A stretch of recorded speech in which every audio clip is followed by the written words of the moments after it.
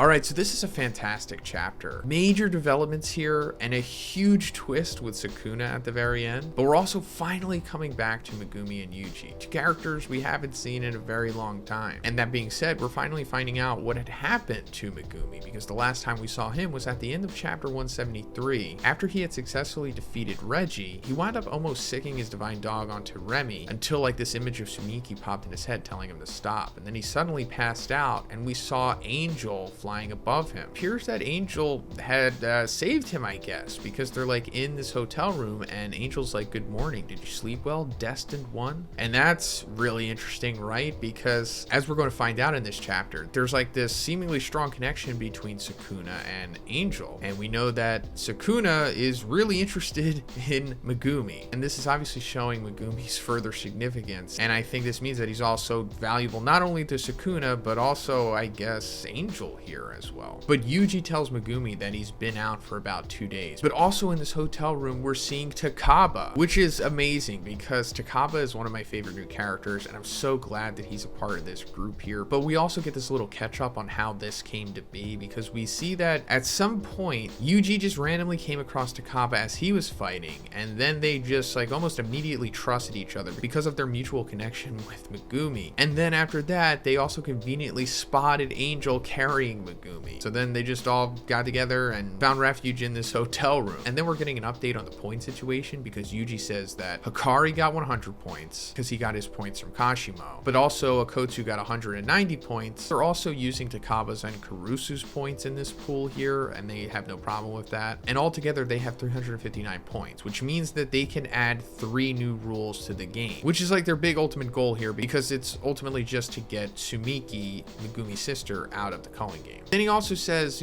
first we need to figure out how many points are needed to leave the game, because they also need to communicate with each other first and foremost, and that in itself needs to be a rule. But then Megumi finally asks Angel here if she is in fact Angel, and it's like he definitely knows that she is because she has a halo and freaking wings. But she confirms that she is Hana Karusu, but her and Angel are not one and the same, because we see this mouth open up on her cheek and it says that she is the Angel, or I'm assuming it's a she. I don't really know the gender yet, I'll just say she for now. This is fascinating because this is the second instance that we're seeing this happen. The first, of course, with Yuji and Sukuna, and that's because all of the other instances of a sorcerer being reincarnated has just been pretty straightforward. They've just fully reincarnated and took over their host. Hey guys, but real quick, let's talk about the sponsor of this video, OtakuCoverings.com. Otaku Coverings offers a variety of different anime phone cases, so you can choose the one that's right for you. Their cases are for the newer generation iPhones, and they have all of the top series with so many aesthetic designs. Jujutsu Kaisen as well. I mean, look at this Gojo and this Sukuna Yuji one. These are really aesthetic, and I like these the most actually. So guys, if you're interested in getting some aesthetic anime cases for your iPhone, please check out OtakuCoverings.com.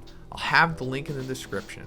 Thanks. And Angel further confirms like why they're looking for her, because before coming into this arc, when the group was talking to Tengen, he told them that there's a player in the culling game named Hana Karusu the Angel, who has a curse technique that could like negate, nullify, or extinguish other curse techniques. And if she uses that ability on the back of the prison realm that Tengen conveniently had, then Gojo would be free from it. She's like, yeah, you must know my curse technique if you're looking for me. I negate curse techniques. Barrier techniques, including seals, are no exception, so we can go in and out of barriers. So that's big, because of course originally they couldn't do that, but they would have had to make a rule in order to do this. But if they just use Angel's ability here, then they don't have to, but they might have to do it for the other players that aren't with Angel, unless they just go manually find them. But then Angel says that her objective is to wipe out all players who have reincarnated. Most of them do it by suppressing the vessel's original owner, whether intentionally or subconsciously, like we just talked about, the typical reincarnation that we've seen. But then she also says that's against God's laws, so it's wrong.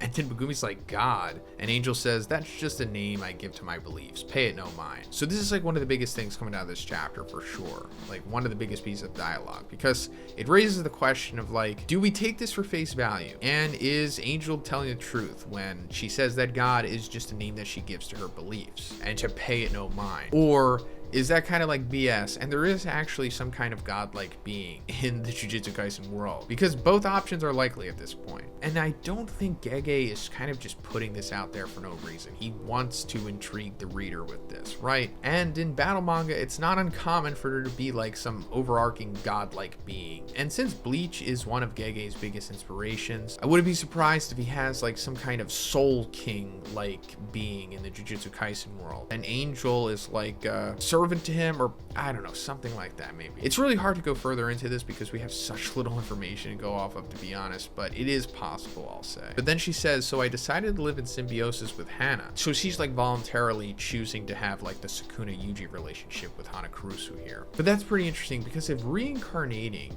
is going against God's law, then I guess she's kind of a hypocrite, right? Unless she's doing it intentionally just so she can wipe out the rest of them, and then she's going to take herself out at the same time or something. But also this implies that she made a deal with Kenjaku, right? I mean, I assume that she did, unless somebody else did this for her, but she's a player in the culling game, so I guess she kind of had to make a deal with Kenjaku in the past, similar to what we assume Sukuna did, as to where it's like, hey, you know, I'll make you into a cursed object, and then I'll have a suitable vessel in the future consume you, and then you'll participate in the culling game. I mean, it's one possibility that Angel did this just so that she would have the opportunity to take out the other reincarnated sorcerers, as well as Sukuna, which, you know, we'll find out at the end here. But then she also confirms that she can't like unreincarnate somebody with her ability, because the cursed object and the body fuse at that point. But then they ask her, like, can you use your curse technique to remove a seal on the prison realm, a special grade cursed object? And she's like, yeah, I could probably do that, which is like one of the big ultimate goals here, to free Gojo, like we talked about. But then Megumi's like, but this is going too well. And that's very true, because it is. It's never this simple in battle manga, especially in Jujutsu Kaisen, so something nefarious is going to happen sooner or later. But also we see that it's not that easy immediately afterwards, because Angel's like, first I need your cooperation, and then I'll remove the seal. And Megumi's like, surely you don't want us to kill every reincarnated sorcerer. And she's like, no, I'm not that greedy. There's one I especially want to butcher, the disgraced one. I promise that if we kill that player, I won't hesitate to help you. And then we go into the final 2 pages of the chapter where Yuji is suddenly brought into Sukuna's domain. And we're seeing Sukuna again, who we also haven't seen in a very long time. And Sukuna's like, before you reveal anything, I should tell you something.